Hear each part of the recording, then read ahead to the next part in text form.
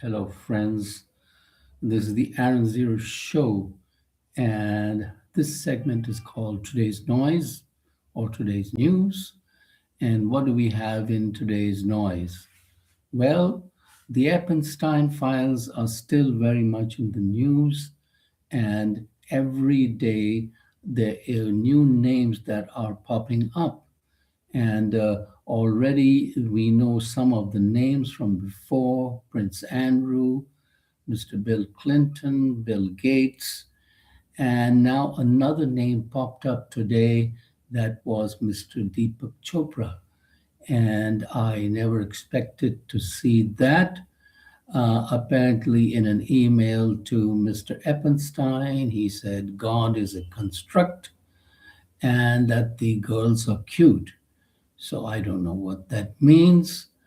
And at the same time, Prince Andrew is heavily in trouble because there are new photos coming out showing him in all sorts of awkward positions. And the King of England, King Charles, has told him to go and testify before the US House Oversight Committee. And the last UK ambassador to US, Mr. Peter Mendelsohn, is under fire because of his alleged connections to Mr. Eppenstein and Mr. Keith Starmer, the British PM, apologized to the victims of Eppenstein and has asked uh, Mr. Mendelssohn to leave the service or something like that. So we just have to see what's going on with that. And what else can we say? The Trump immigration raids or attacks continue in USA, even though 60% of Americans don't want the raids to continue. And it's quite horrible when you watch it. You have these big burly fellows who don't behave like policemen. They're pushing people or pushing them to the ground and or breaking car windows. That is their style of operation. Or they go to a home and just pull out somebody. Uh, Quite unlike any police force I've seen before.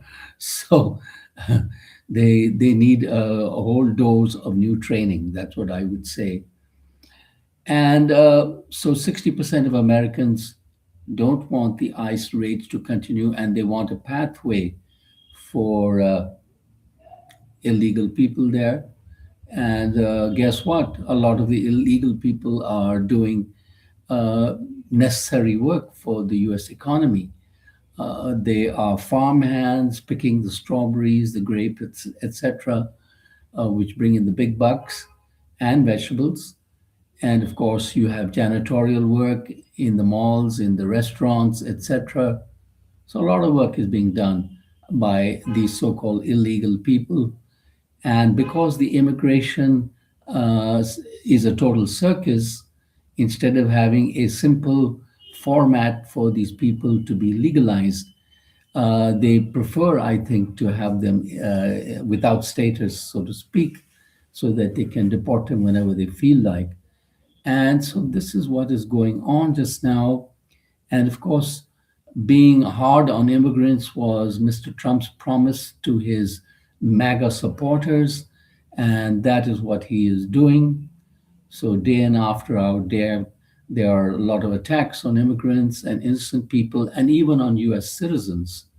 And of course, there was the horrible killing of Rene Good and Alex Peretti, two U.S. citizens.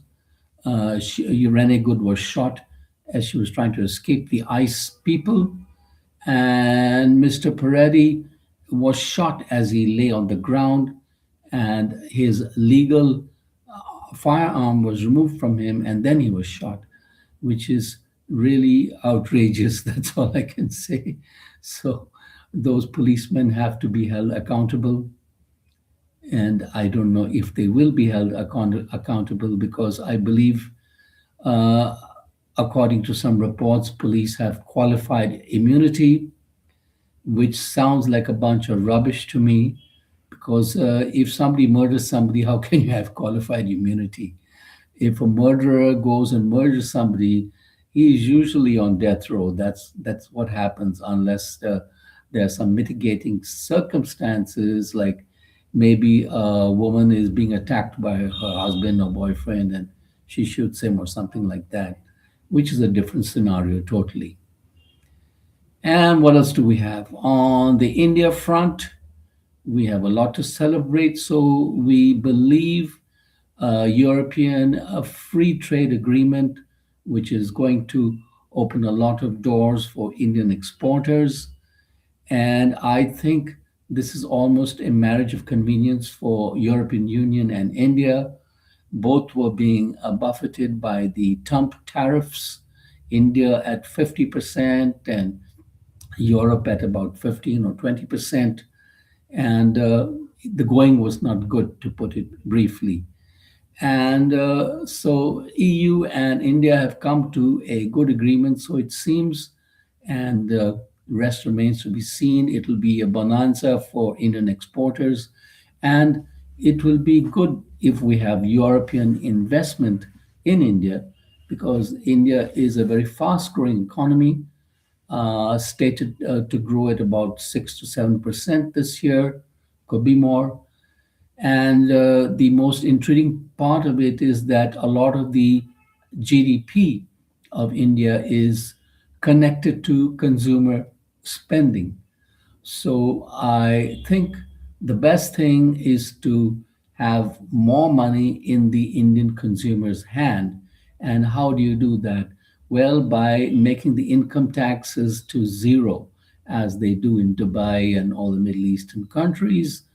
I think if we do the zero tax in India, that would be an amazing avalanche of consumer spending because people will have much more money in their pockets instead of a taxation rate of 30% or something like that.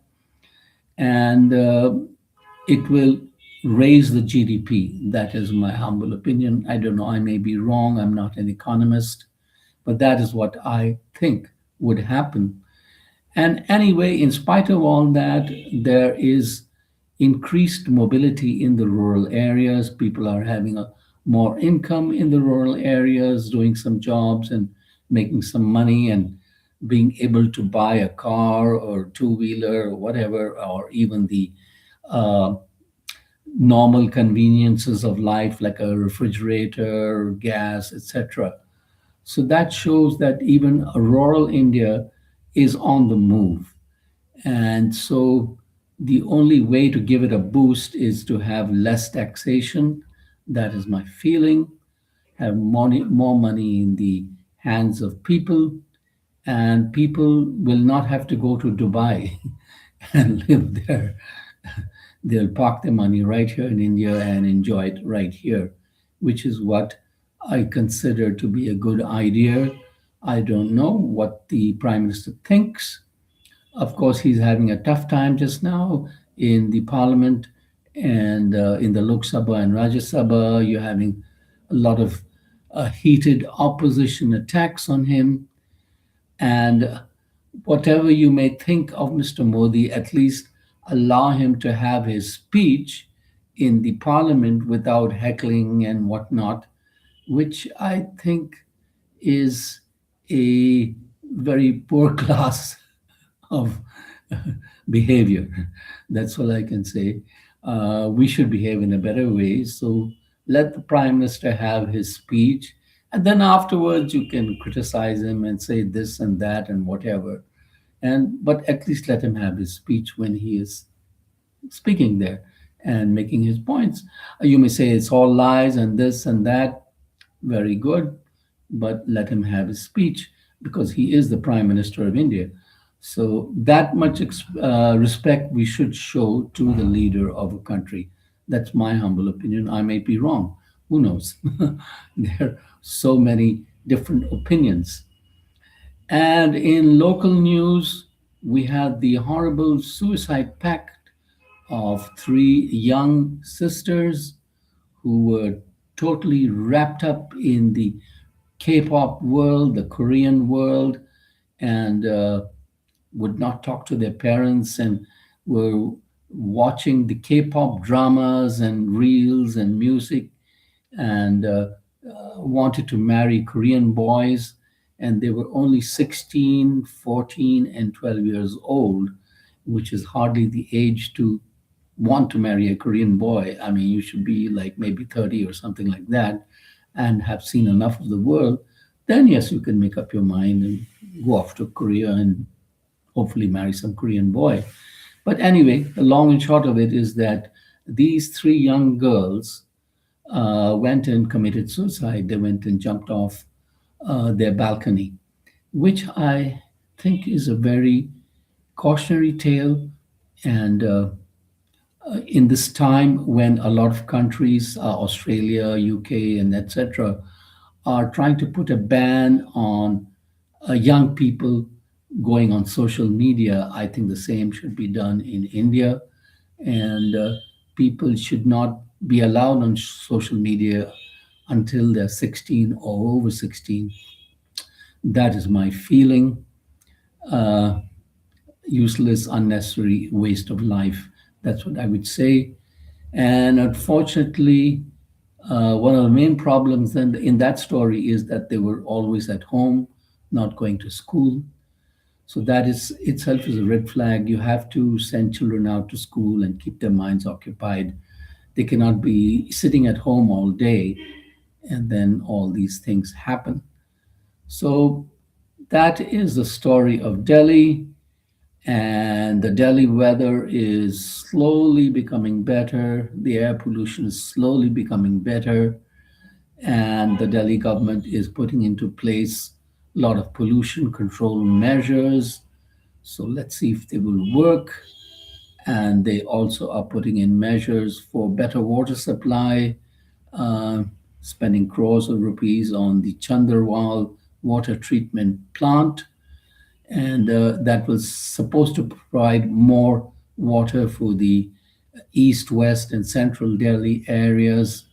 And I guess that would take off the load over the South Delhi area, which would have constant water. And what else can we say to you? Have a great day and subscribe to the Aaron Zero Show. You can also watch us on Aaron News. Otherwise, have a great day and subscribe by the billion. Thank you very much for watching.